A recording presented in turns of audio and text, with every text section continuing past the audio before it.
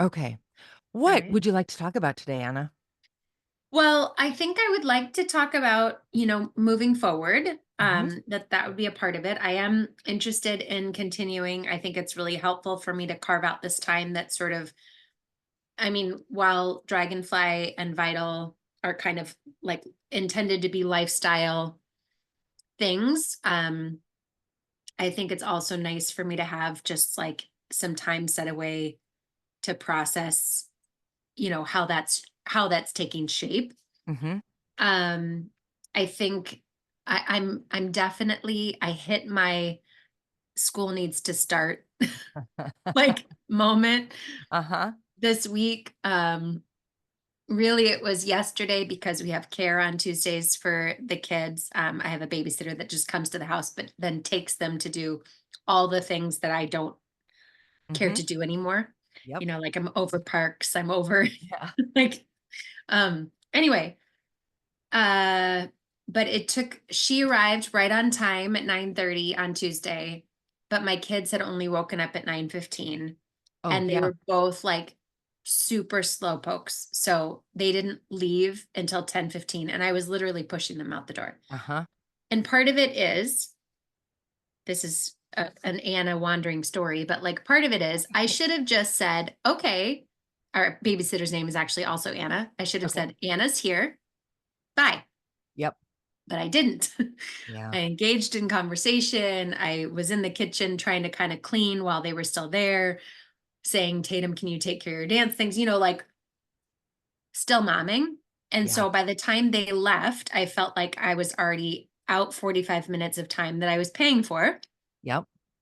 And then they went to the mall. They went to Mall of America yesterday and both separately called me several times to be like, "Can I buy this on your credit card that Anna Mhm. has?" And I'm like, first time it was a soft no. The second time was my son and he was calling and he was literally begging for 5 minutes. And I'm like, "Elliot, you're having a conversation with yourself at this point Right. because I'm saying no. My Yeah. answer's not changing and I'm not having this conversation. So I'm just going to hang up now." Yep. Um, and then within 2 minutes, my daughter called to say, "Can I buy Pond's wipes and something else on your credit card?" And I was like, "No." Yep. And you need to stop calling me because I'm paying someone to be with you. Yep. And if I'm not with you, no, you don't have permission to buy anything on my credit card. The Yeah. credit card is there for Anna to use for things that you guys are doing together, not Right. to buy Pond's wipes. Anyway, so I kind of like hit my limit yesterday because I Uh-huh. just felt like especially getting past the event last week, Yeah. feeling like we're wrapping up the summer, I feel like I'm drowning in all the things that I haven't been able to tend to. And Tuesday was like the first day I feel like in a long time um that I had an generally empty house. My husband was working, but his office is in the basement. Um, and it was like I couldn't get enough done to feel Yeah. like I got anything done, Yep. you know? So my point in that whole rant is just to say I'm ready for my kids to be in school. Uh-huh. I'm ready to have a rhythm Mhm. because, maybe it's the dancer in me, but I like to have a rhythm and Mhm. neither my husband nor I have, like a traditional work day. Yep. So it's really easy. And I know we've talked about this before, like it's really easy for it to just be perpetually on. Yes. And so I think I I'm getting back to the original point, which is I think serving myself with this time with you would be a good just barometer of okay, it's been, and I think maybe bi-weekly is kind of where I'm landing. Sure. I think weekly might feel um unsustainable, Mhm. even like both investment wise, I feel like I would make it, I think biweekly would be the right amount of financial investment, time investment, and then also give me enough bandwidth to like, okay, here's what I've done versus feeling Yeah. like I haven't had a chance to do anything yet because it's only been a week. Yeah. So, No, I hear that and think biweekly sounds great. okay. Um, so yeah, I think that that would be great because I think I know that I need a mentor and I feel like I know that I need like I have always felt like good therapists are just people who ask good questions. And I know you're not Mhm. a therapist, you're a coach, Yep. but I was a varsity coach for 20 plus years. And I think that that just is a part of it. It's like knowing the right question to get the person to think about, what it is. So I appreciate that that's sort of the nature of what you do too is while there certainly is advice and there certainly is um experience being a great teacher, Mhm. I like having someone else ask the questions. I hear you on that. I like that too. I think so often people just give you the opportunity to sort of look in a mirror from a different angle, and then you do get to uncover it for yourself, which is Yeah. always my goal. And just, I think important for both the coach and the client to feel Uh-huh. like that relationship is pretty clear, that I'm just sort of trying to move you along your own path Right. past whatever roadblocks you've set up that are we can work through together. Exactly. Yeah. Yeah. Yeah. And a roadblock that I feel like has become, I'm aware of it. And yet it's one of those things that's like, you haven't had a chance to deal with this is just literally my physical wellness. I Mm. feel like I as a dancer all growing up, movement was just a part of my life. Mhm. And so when I got to college and I majored in dance, so I continued Mhm. to dance throughout college, but in a different way. And then I was also responsible for my own, eating habits and all those things. So I certainly I use Tina Fey's description to say I've lived in a lot of different bodies, meaning Okay. I've been fat, I've been thin, I've been fit, I've been, you know, skinny fat. I've kind of Mhm. I've lived in all the different bodies. But in 2007, well, 2000, yeah, 2006, my husband and I were going through like probably the hardest time in our marriage. Just we were 3 years into our marriage and kind of in that typical um, you know, oh, this is for real. Like Right. I guess you're gonna be here. Yeah. yeah, we got to figure out how to live together. Anyway, and part of what came out of that was I really said, I'm going to invest in myself first. And so since then, I have certainly made, fitness and eating and all those things, I've tried to make that a lifestyle, a lifetime thing, Mhm. where prior to that, I'd been a kind of more of a classic, like yo-yo ish kind of person, like, oh, I better do something about it. And then you do it Mhm. and then you're like, oh, great, I'm done. So for the most part, for the last however many years that is, I've certainly, I like to, I'm a manifesting generator, so I like to like do different things. I get bored after a while. Mhm. But it has been a part of my, you know, daily practice. Some sort of movement, some sort of, thoughtfulness regarding what I'm putting in my body. But that being said, last summer, I know we've talked about this a little bit, but it was real hard after I left my job. And um, I think physically it shifted some stuff. And then also, I'm kind of in that perimenopause age. Mhm. So since a year ago, I've put on like 30 pounds. Okay. And I had gotten a little bit too skinny. So I would say I probably am 20 pounds heavier than I would like to be, Okay. where I feel like I'm just comfortable in my clothing. I'm definitely Mhm. at that place where there are certain things that I'm not able to put on.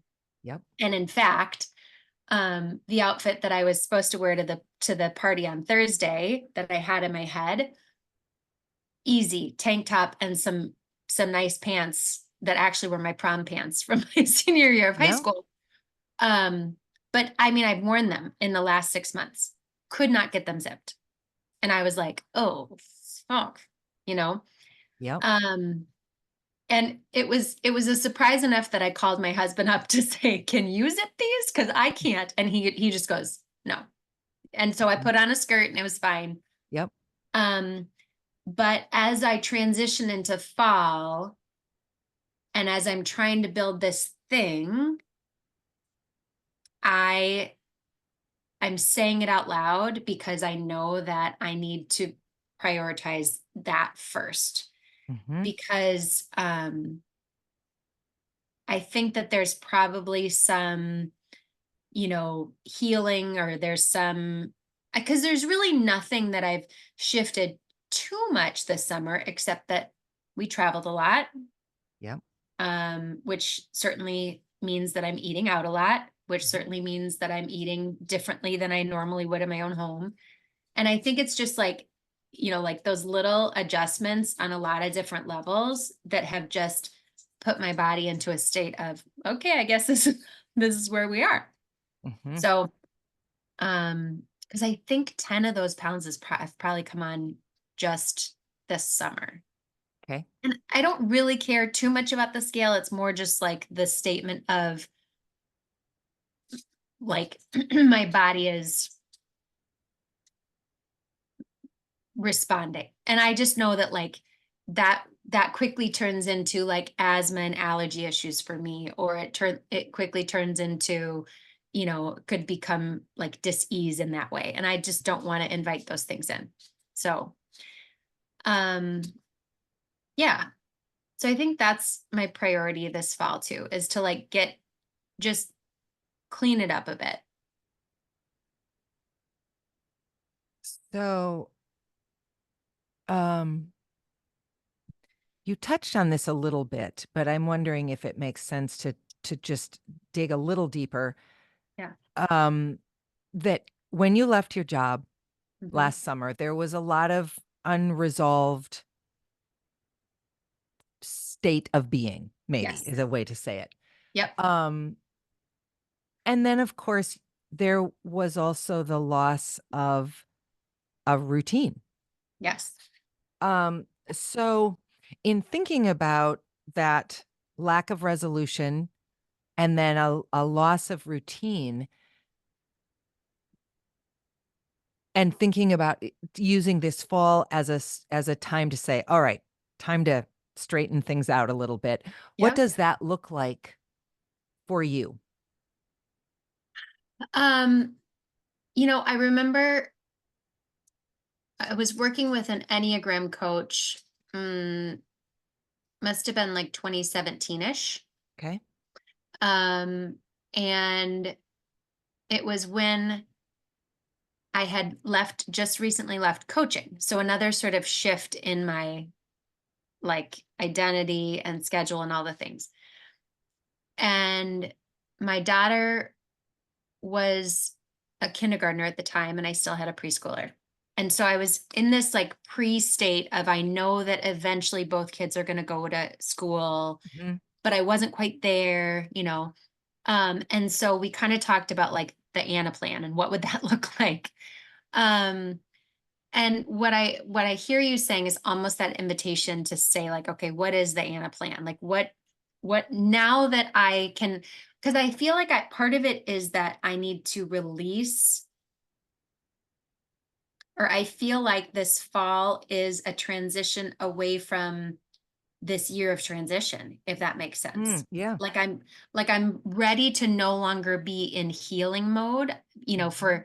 for about 6 months after, well, through basically March of this year, I was really cocooned in a way that, you know, was necessary for my nervous system, necessary for my emotional well-being, all of the things.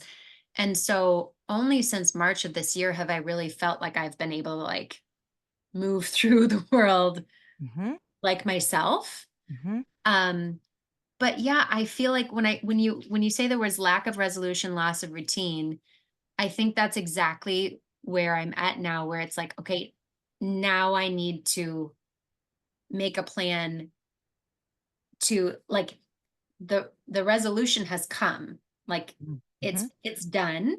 Okay. Um I've made it through all of the like a year ago this happened, a year Uh-huh. ago, and so now I feel like I could look at it or when I think about it that way, it feels very freeing because now it's Mhm. like, okay, well, now I have ultimate freedom. Mhm. Kind of like what I wrote on your question, your spark question Uh-huh. yesterday, Uh-huh. like choice, Yeah. how am I going to choose to spend that time? So if we're thinking, if it was lack of resolution, loss of routine, then it becomes like the the resolution has passed and now I get to create the routine. So, um, what does that look like? I think some sort of movement every day. Mhm. Um, I'm I'm a Wednesday morning yoga person ritually because my favorite teacher teaches a class that's Mhm. right in my little circle of life. Okay. Um, I do another class Monday, Thursday. Um, Tuesday is kind of my day. What's funny is it used to be the day that I taught all day. Uh-huh. And so it's just sort of a window. It still is this window that I leave that I never schedule meetings and never, and I think it's because there's somewhere deep in my brain that thinks like, oh, you can't on Tuesdays because you Uh-huh. work, which is not Mhm. true. But but I think Tuesdays are a nice that's like it is a window that I could Mhm. either choose to say, okay, Tuesdays are my work day, and that's going to be the Mhm. day that I sit at my desk and I um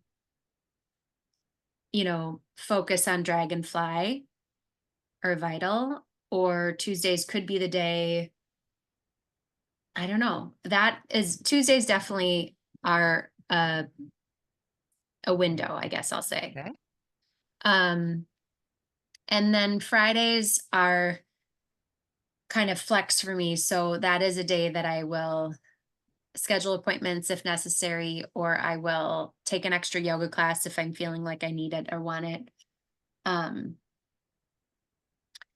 So that's kind of like my movement window, I would say. Like Okay. if I have structured things Monday, Wednesday, Thursday, maybe a Friday. And then I really, really one thing that I'm lacking right now is I typically take my dogs for a walk every day. And with between the heat and the busyness, I've been offloading that onto my kids Mhm. and I really miss it. Mhm. Just in the last couple weeks, I've sort of delegated that out Yep. and I miss it physically. I miss it. I miss the time with my dogs. Like it's kind of funny how like, you relate in those ways. Yep. Yep. Um, so I think and even in Minnesota, like I still will take them for walks when it's cold outside. So Yeah. as long as it's not too cold for them. So Yep. um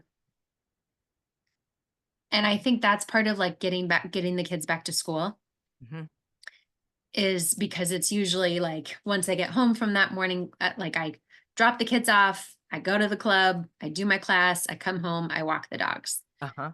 And I'm missing that, like that, oh, I know what to do next. Yeah. It's Mhm. always funny with, I don't know if you have this, but when like the Apple Maps, when the CarPlay pops up on my car and the Yeah. Apple Maps guesses where you're going next. Uh-huh. Yeah. But like today, it didn't guess that I was going to the club and I go every Wednesday. And so I was like, oh, like it hurt my soul that it thought I was going home Yeah. because I missed the last two Wednesdays. So Ah, yeah. Google Maps was, Apple Maps was basically like shaming me, like, well, you're not going to the club. Huh. And I was like, damn That's it, I'm brutal. going. Y But I went because Okay.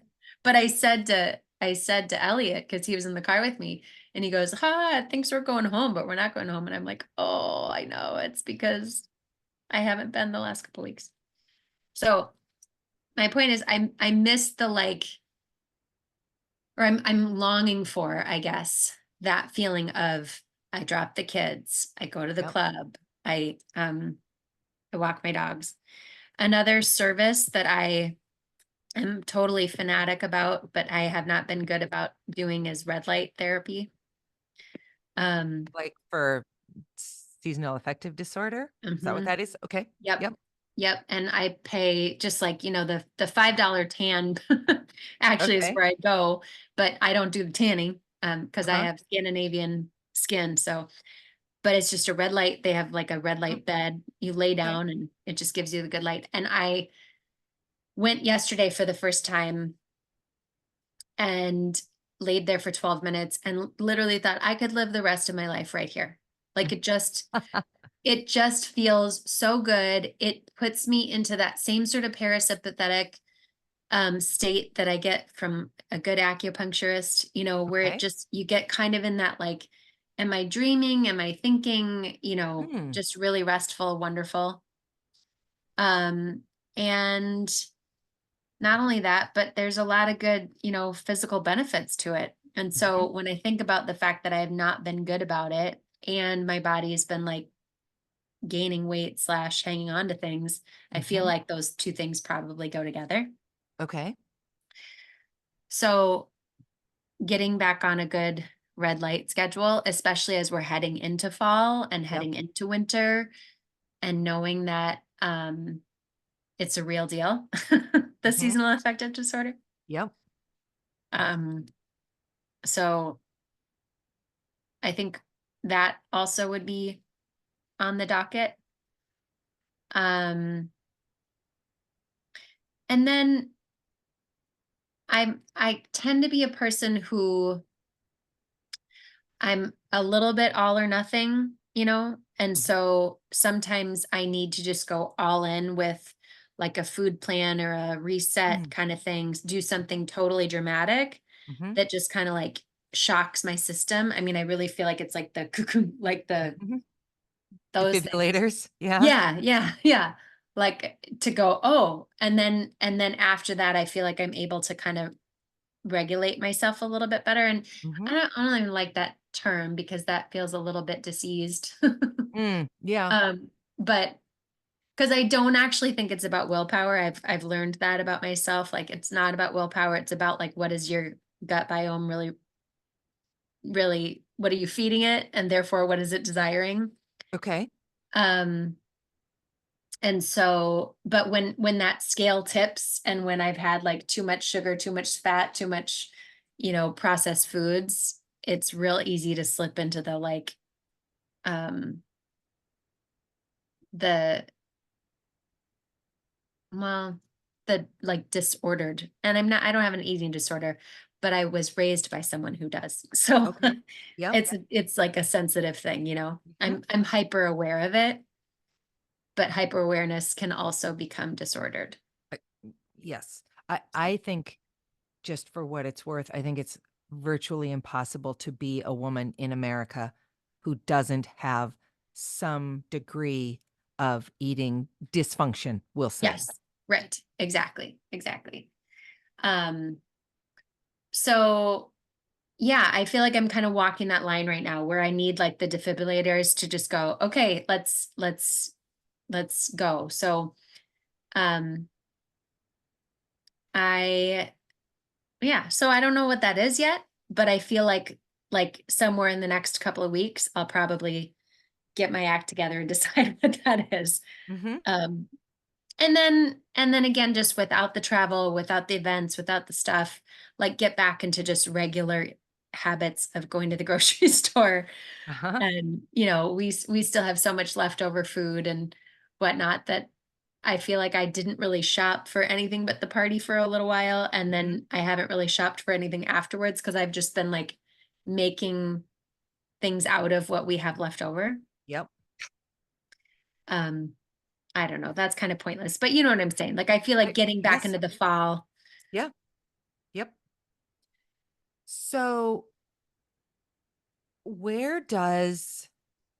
where does Dragonfly and your other work fold into this or umbrella over this or however you're thinking about it? Yeah,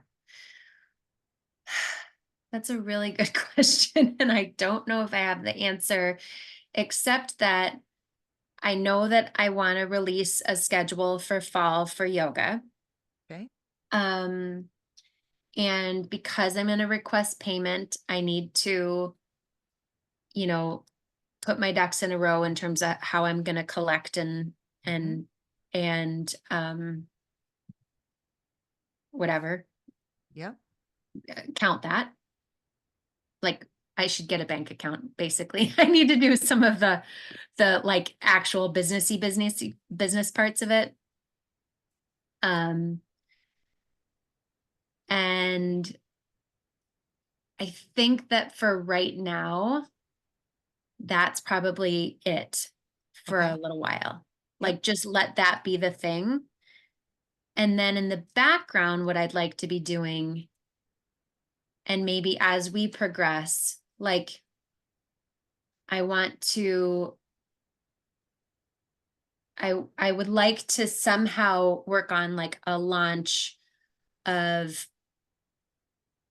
how Dragonfly, like where Dragonfly stands in the bigger umbrella of Vital Collective. Hmm.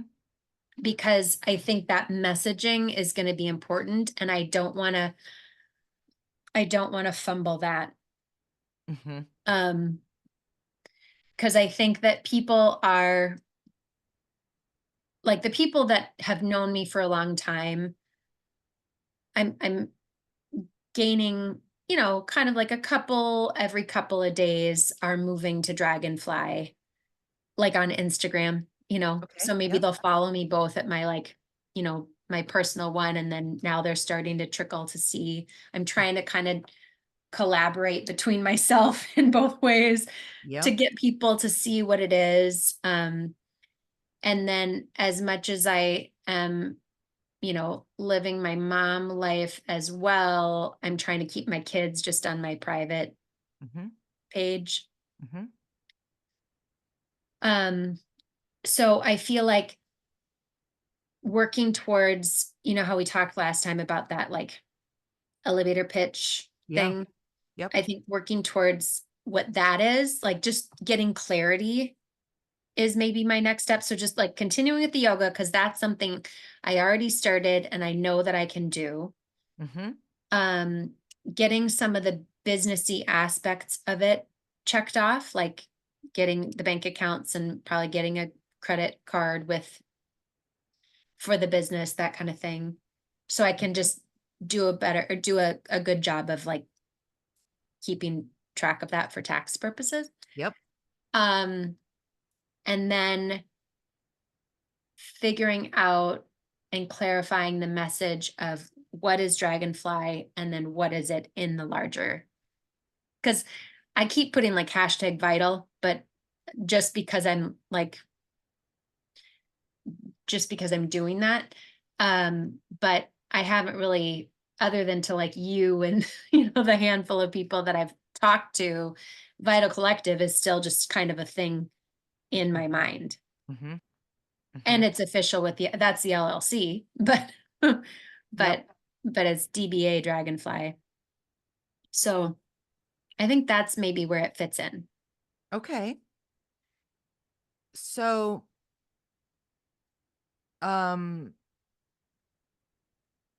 are there other pieces to this kind of fall rhythm routine it's helpful for you to lay out now or not? Um, a task that I did, I remember when I worked with that coach a while ago, was I just for 1 week just wrote down my schedule very detailed, like, you know, from the time I woke up until the time I went to sleep to Mhm. really figure out where my time was going. Mhm. And it might be worthwhile for me to do that. Maybe not this week and next week because they're Mhm. weird, Yep. but like that, the week of whatever it is, September 8th or something like that, it might be Yeah. useful for me to focus on that a little bit just to figure out um on a regular week, um when I do the automatics, where are Mhm. my holes? Mhm. And then I can figure out better where this dragonfly piece is going to fit in. Mm-hmm.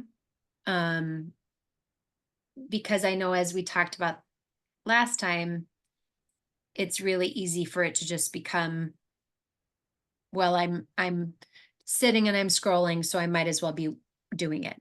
And then Yeah. that doesn't, then it's like it becomes, I don't know. That's where it kind of can fall into like the danger zone of Of working all the time, not working at all. yeah, Yeah. yeah, Yeah.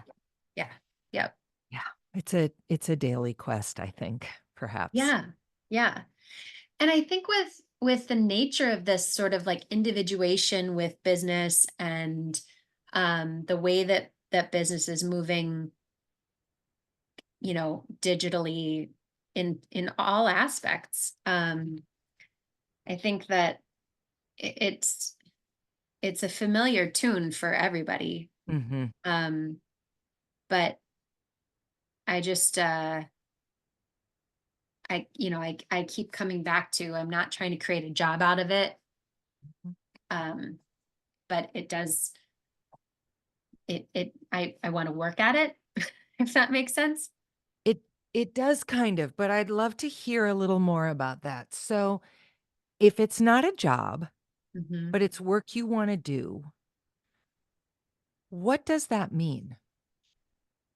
Well, I think I think the reason why I'm not comfortable with the idea of a having a job is because I don't want to feel like I'm working for other people, if that Okay. makes sense.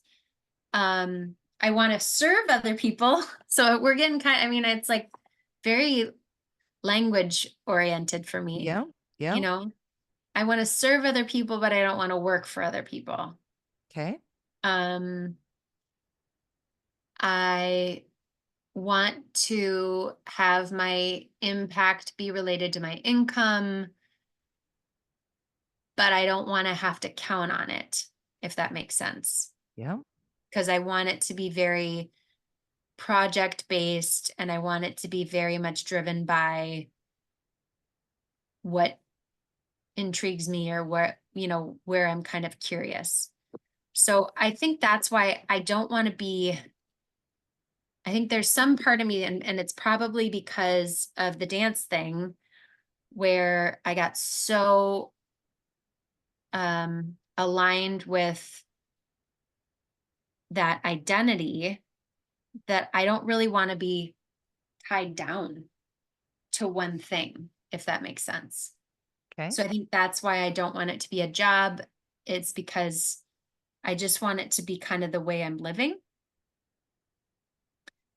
and just sharing that. And then also, because the whole purpose is not even really to like have Dragonfly be the end all be all.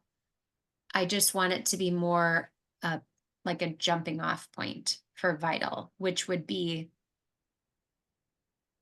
to highlight other people's businesses. Does that make sense? No, No. not necessarily, but I mean, that's not necessarily a bad thing on one Yeah. hand. Um, because I think you are feeling your way through this kind of dark forest. Um, Yes. and I because you've said you don't need to monetize this, there Mhm. is no immediate need to like formalize this so that it's a packageable thing. Right. That being said, you've also noted that um, routine is important to you, that getting back to having some control of your own time and space is important to you. I th- I think this falls into that to some extent. So I guess as I'm thinking through this, the question I would have for you is, if you think about your current I'm gonna call it a weight situation because I don't know what else it's not a health situation, so Yeah. I j Yeah. recognize I'm not, like, concerned about your weight, Yeah. but we'll Yeah. call it a weight situation. Right. And this lack of definition around Vital Collective and Dragonfly, Mhm. are those things tied together, do you think? Yeah, probably. Yes. Yeah. Because I think I think because I've just kind of been doing this all summer, like Mhm, I'm going to be in California, now I'm going to be home, now I'm going to be doing a yoga thing, and now I'm going to be mhm, throwing an event. I think that it's been really fun to be the ping pong ball, or I mean, even I mean, probably more realistically, it's like a pinball machine, where I'm mm, just like yep, literally pinging off of all these things, and it's rewarding. mhm, But at the end of the day, I am not really making a lot of headway. Or maybe not, I am making headway, but just maybe not as like efficiently as I mm. could be, you know? Does that matter to you? Um, yeah, it does, because I feel like, especially with my kids the ages that they are, I have this like sort of ticker where I know Tatum's going in 8th grade. By the time she hits high school, I was a high school coach for a long time, so I know how quickly that those 4 years go by. Mhm, Um, and while I know that I will forever be their mom, it changes. And so I think that's where I have a little bit more urgency. mhm, And also I have a little bit more urgency. So if my urgency isn't around,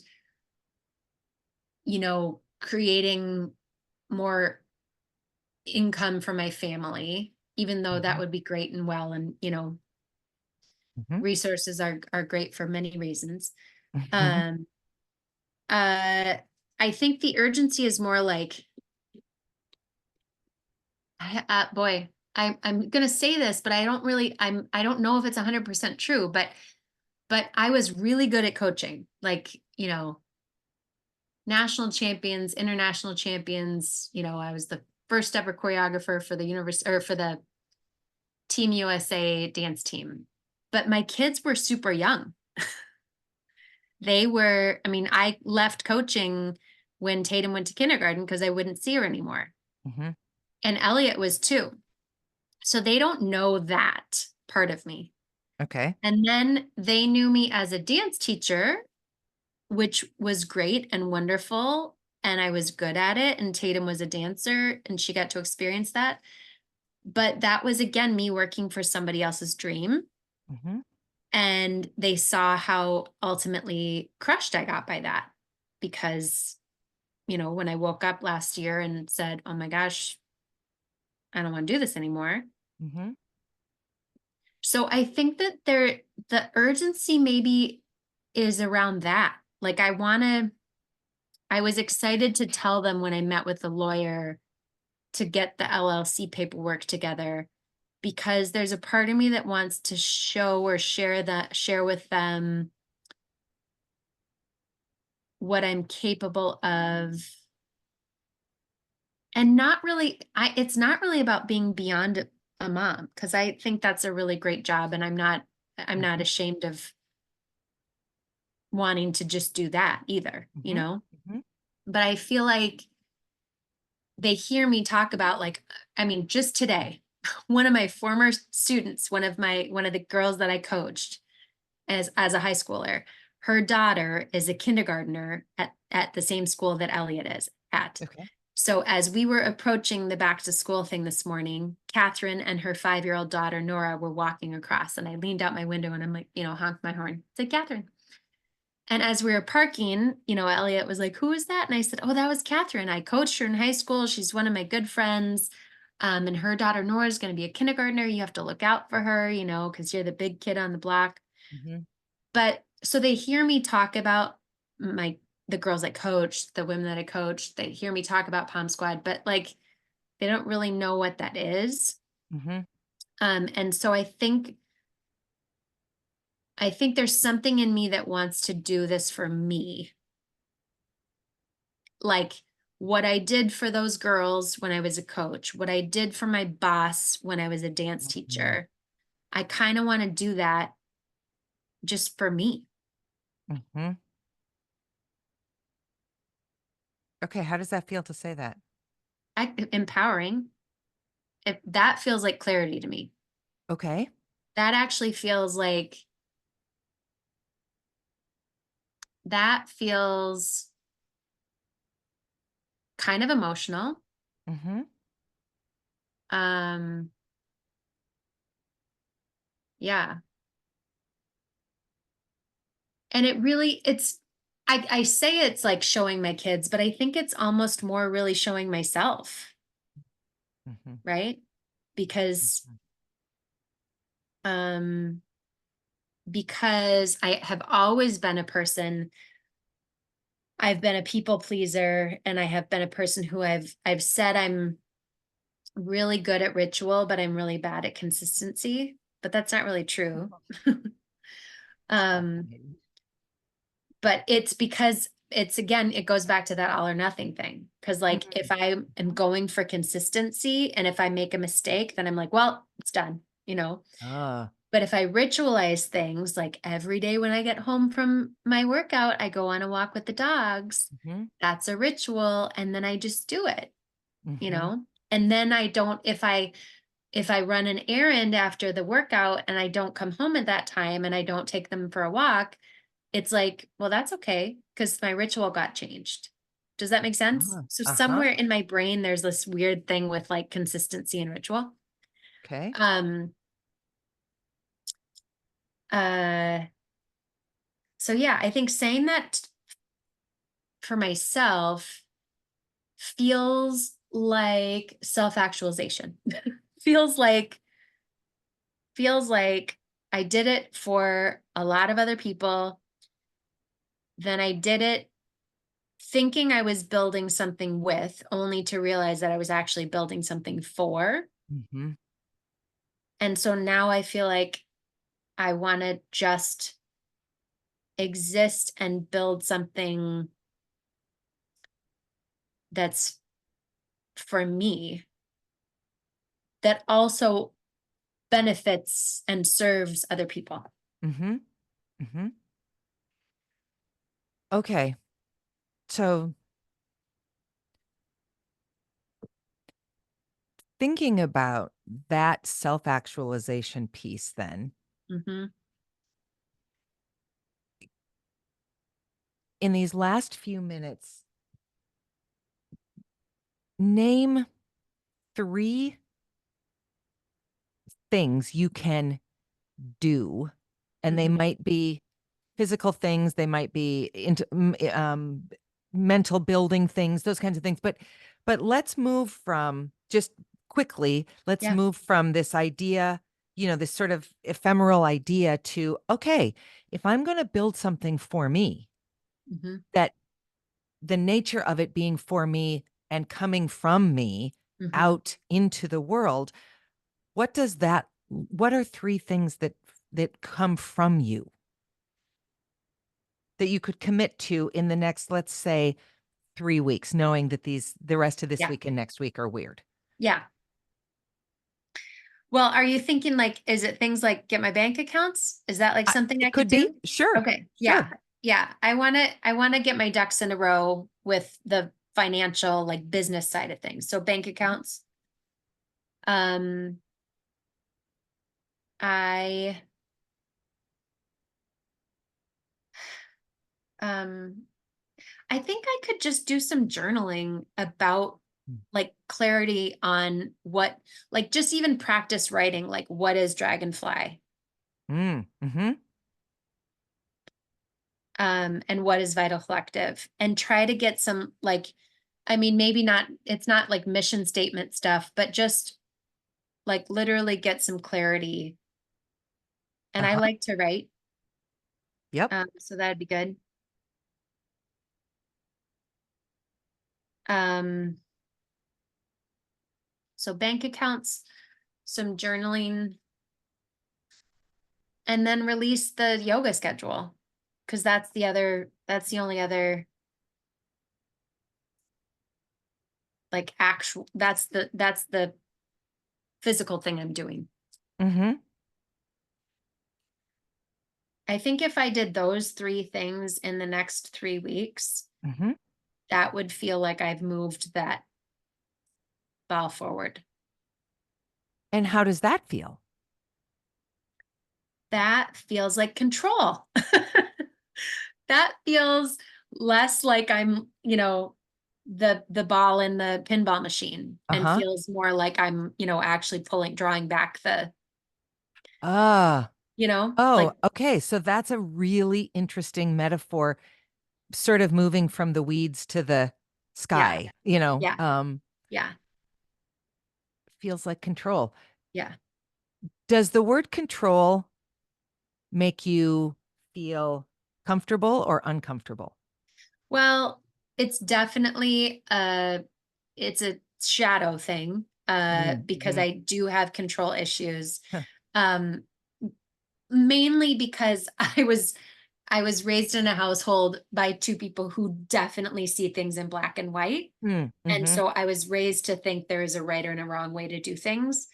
And so even though I innately am more flexible Mm-hmm. than that, when put under pressure, I'm like, this is the only way. And I get very fixed Mm-hmm. with how things need to be done. Mm-hmm. And so I know that I think I've shared this with you, but my husband would call that solo mode, when I've gone into solo mode, where like, Okay. you know, you can't really intervene or help me because Uh-huh. I'm the only one at that point that can do it the way it needs to be Mm-hmm. done. Mm-hmm. So I guess I'm comfortable with with control, because I desire a level of control. Yep. Um, but also I know its shadow side, and I Mhm. know that it can be sometimes, I come from a line of very highly capable women. So when I, f- I feel like I'm able to juggle a lot of things Mhm. until I'm not. Yeah. And then that's where control can become difficult, Mhm. because um it takes me a long time. Another way that my husband and I put it is that, like, I sometimes don't realize my boat is tipping until it's flipped over. Yeah. Yeah. Well, So I didn't ask you about it because I think control is bad. So I wasn't no, trying to pitch you to like realizing, do you see a terrible mistake you're making? no. Because I mean, we need to have some level of control, I Yeah, think, or yeah, we feel like we're out in orbit yeah. and where's the edge? Well, and I think maybe a softer word could be agency. Yeah. Like, Yep. that might be more what I'm seeking, as agency. Mhm. I know Mhm. that Glennon Doyle talks about, we control that which we don't trust, Uh-huh. which, that to me is where it can sometimes get shadowy, is like, Yep. if I don't trust someone to do it the way I want it to be done, then I tend to be micromanaging and controlling. And just hold on. Yeah. Yeah. Yep. Mm. Um, but I think I'm self-aware enough, not always right in the moment when it's stressful, but I Mhm. I am self-aware enough to self-reflect afterwards, to Mhm. say, sorry guys. Yeah. Yeah. Okay. I'm going to Yeah. stop the recording. Okay.